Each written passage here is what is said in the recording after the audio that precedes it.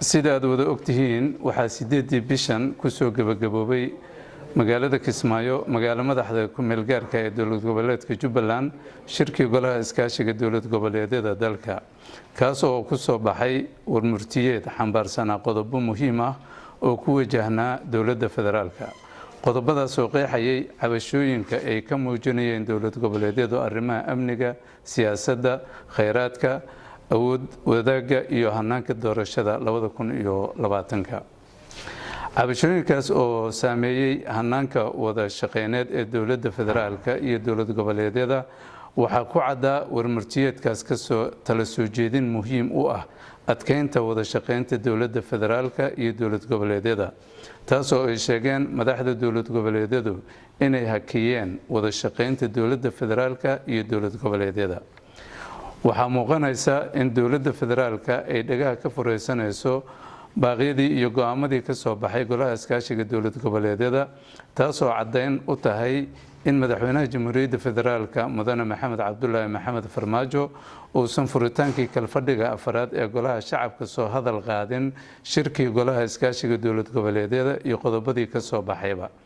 iyadoo lagu casumay furitaanka kalfadhiga labaad gudoomiye baarlamaan ee galmudug iyo hirshabeelle si ay u duraan warmurtiyeedkii ka soo baxay golaha iskaashiga dowlad goboleedyada waxayna cadeynaysaa kow in madaxweynaha jamhuuriyadda federaalka Soomaaliya uusan wax tixgelin siinin qodobadii ku caddaa warmurtiyeedka ee qeexayay qaabka la isugu iman karo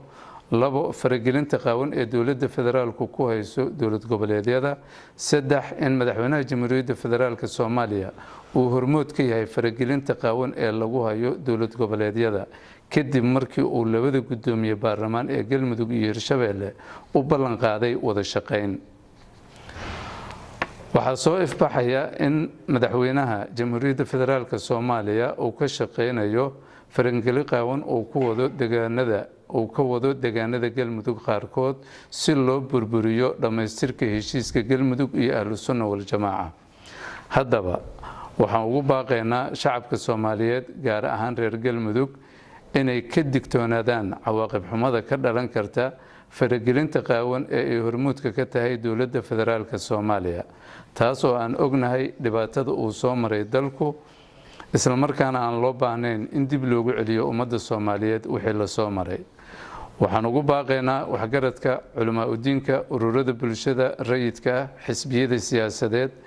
beesha caalamka iyo dowladaha daneeya arrimaha Soomaaliya in ay si dhow ula socdaan faragelinta qaawan ee dowladda federaalka Soomaaliya ay ku hayso dowlad goboleedyada gaar ahaan dowlad goboleedka galmudug